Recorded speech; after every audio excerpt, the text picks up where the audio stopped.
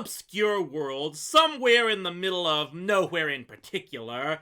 Nowhere, that is, that could ever be found, since it is protected by a vast field of improbability to which only 6 men in this galaxy have a key. It was raining. It was bucketing down, and had been for hours. It beat the top of the sea into a mist, it pounded the trees, it churned and slopped a stretch of scrubby land near the sea into a mud bath. The rain pelted and danced on the corrugated iron roof of the small shack that stood in the middle of this patch of scrubby land.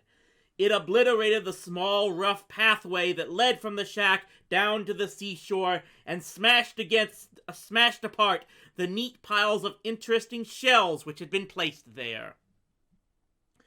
The noise of the rain on the roof of the shack was deafening within, but went largely unnoticed by its occupant, whose attention was otherwise engaged. He was a tall, shambling man with rough, straw-colored hair that was damp from the leaking roof. His clothes were shabby, his back was hunched, and his eyes, though open, seemed closed. In his shack was an old beaten-up armchair, an old scratch table, an old mattress, some cushions, and a stove that was small but warm. There was also an old and slightly weather-beaten cat, and this was currently the focus of the man's attention. He bent his shambling form over it. "Pussy, pussy, pussy," he said. "Coochie, coochie, coo. Pussy want his fish? Nice piece of fish. Pussy want it?" The cat seemed undecided on the matter. It pawed rather condescendingly at the piece of fish the man was holding out, and then got distracted by a piece of dust on the floor. "Pussy not eat his fish. Pussy get thin and waste away, I think," said the man. Doubt crept into his voice. "I imagine this is what will happen," he said, "but how can I tell?" He proffered the fish again. "Pussy think," he said, "eat fish or not eat fish? I think it is better if I don't get involved." He sighed. "I think fish is nice, but then I think that rain is wet, so who am I to judge?" He left the fish on the floor for the cat and retired to his seat. "Ah, I seem to see you eating it," he said at last, as the cat exhausted the entertainment possibilities of the speck of dust and pounced onto the fish. "I like it when I see you eat fish," said the man, "because in my mind you will waste away if you don't." He picked up from the table a piece of paper and the stub of a pencil. He held one in one hand and the other in the other, and experimented with the different ways of bringing them together. He tried holding the pencil under the paper, then over the paper, then next to the paper. He tried wrapping the paper around the pencil. He tried rubbing the stubby end of the pencil against the paper, and then he tried rubbing the sharp end of the pencil against the paper. It made a mark, and he was delighted with the discovery, as he was every day. He picked up another piece of paper from the table. This had a crossword on it. He studied it briefly and filled in a couple of clues before losing interest. He tried sitting on one of his hands and was intrigued by the feel of the bones of his hip. "Fish come from far away," he said, "or so I'm told. Or so I imagine I'm told. When the men come, or when in my mind the men come in here in their 6 black shiny ships, do they come in your mind too? What do you see, pussy?" He looked at the cat, which was more concerned with getting the fish down as rapidly as possible than it was with these speculations. "And when I hear their questions, do you hear questions? What do their voices mean to you? Perhaps you just think they're singing songs to you." He reflected on this and saw the flaw in the supposition. "Perhaps they are singing songs to you," he said, "and I just think they're asking me questions." He paused again. Sometimes he would pause for days just to see what it was like. "Do you think they came today?" he said. "I do. There's mud on the floor, cigarettes and whiskey on the table, fish on a plate for you, and a memory of them in my mind. Hardly conclusive evidence, I know, but then all evidence is circumstantial, and look what else they've left me." He reached over to the table and pulled some things off of it. crosswords, dictionaries, and a calculator. He played with the calculator for an hour while the cat went to sleep and the rain outside continued to pour. Eventually, he put the calculator aside. I think I must be right in thinking they ask me questions, he said. To come all that way and leave all these things just for the privilege of singing songs to you would be very strange behavior. Or so it seems to me. Who can tell? Who can tell? From the table, he picked up a cigarette and lit it with a spill from the stove. He inhaled deeply and sat back. I think I saw another ship in the sky today, he said at last. A big white one. I've never seen a big white one, just the 6 black ones. And the 6 green ones. And the others who say they come from so far away. Never a big white one. Perhaps 6 small black ones can look like one big white one at certain times. Perhaps I would like a glass of whiskey. Yes, that seems more likely. He stood up and found a glass that was lying on the floor by his mattress. He poured in a measure from his whiskey bottle. He sat again. Perhaps some other people are coming to see me, he said. 100 yards away, pelted by the torrential rain, lay the Heart of Gold.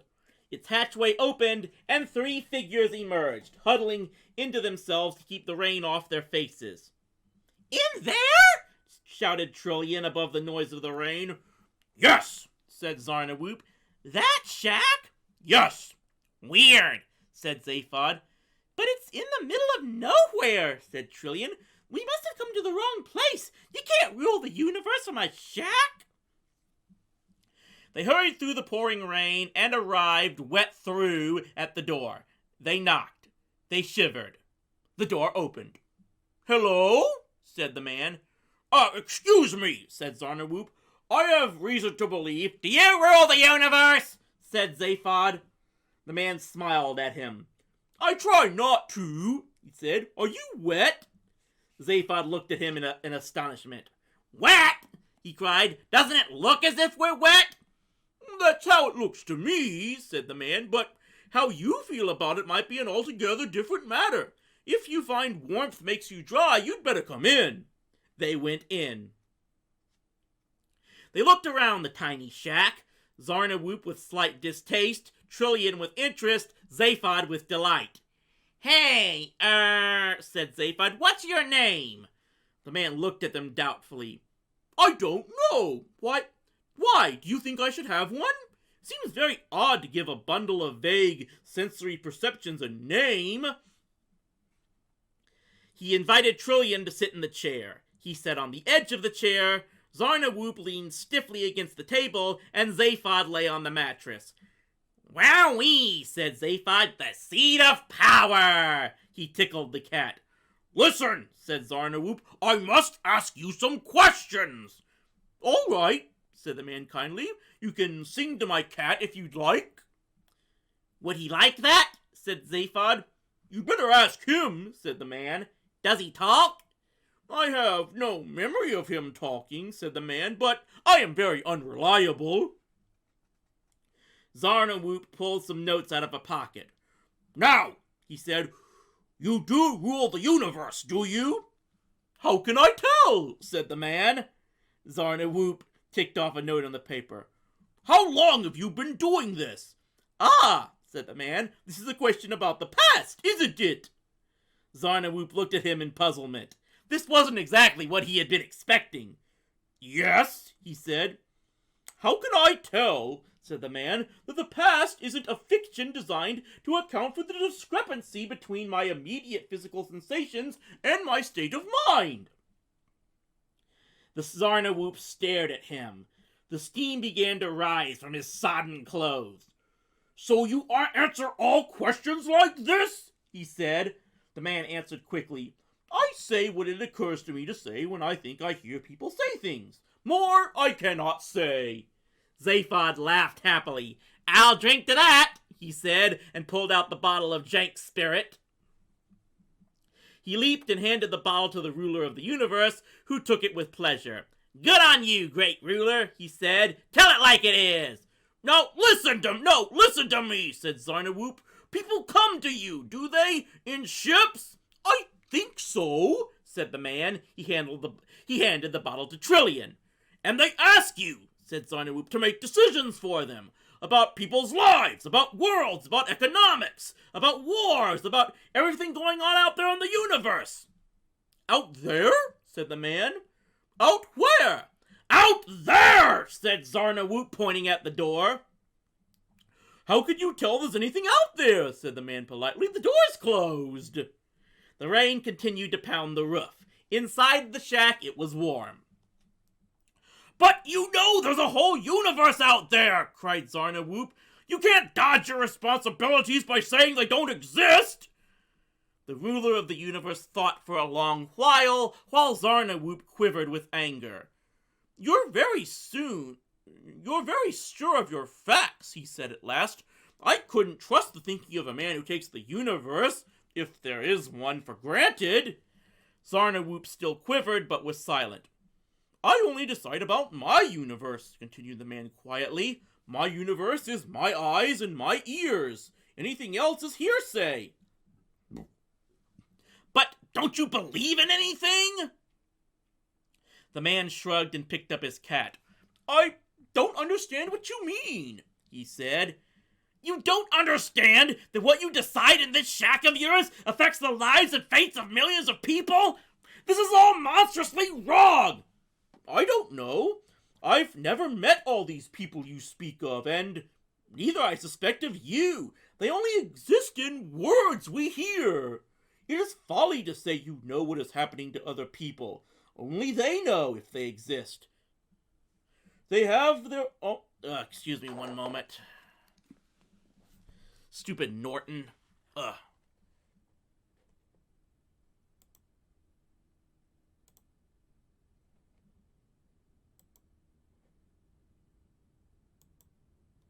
Sorry about that. Something just popped up on my computer. We'll get back to this. I don't know. I've never met all these people you speak of, and neither, I suspect, have you. They only exist in words we hear. It's folly to say you know what is happening to other people. Only they know if they exist. They have their own universes of their eyes and ears. Trillian said, I think I'm just popping outside for a moment. She left and walked into the rain. Do you believe other people exist? Insisted Zarnawoop. I have no opinion. How can I say? I'd better see what's up with Trillian, said Zaphod, and slipped out. Outside, he said to her, I think the universe is in pretty good hands, yeah? Very good, said Trillian. They walked off into the rain. Inside, Zarnawoop continues. But don't you understand that people live or die on your word? The ruler of the universe waited for as long as he could. When he heard the faint sound of the ship's engine starting, he spoke to cover it. It's nothing to do with me, he said. I am not involved with people. The Lord knows I am not a cruel man. Ah! Barked Zarnawoop. You say the Lord! You believe in something! My cat! The man said benignly, picking it up and stroking it. I call him the Lord. I am kind to him. All right, said Zarnawoop, pressing home his point. How do you know he exists? How do you know he knows you to be kind, or enjoys what he thinks of as your kindness? I don't, the man said with a smile. I have no idea. It merely pleases me to behave in a certain way to what appears to be a cat. Do you behave any differently? Please, I think I am tired. Zarnawoop heaved a thoroughly dissatisfied sigh and looked about. Where are the other two? He said suddenly. What other two? Said the ruler of the universe, settling back into his chair and refilling his whiskey glass. Beeblebrox and the girl, the two who were here. I remember no one. The past is a fiction to account for... Stuff it, said Zarnawoop, and ran out into the rain. There was no ship. The rain continued to churn the mud. There was no sign to show where the ship had been. He hollered into the rain. He turned and ran back to the shack and found it locked. The ruler of the universe dozed lightly in his chair. After a while, he played with the pencil and the paper again and was delighted when he discovered how to make a mark with the one on the other. Various noises continued outside, but he didn't know whether they were real or not.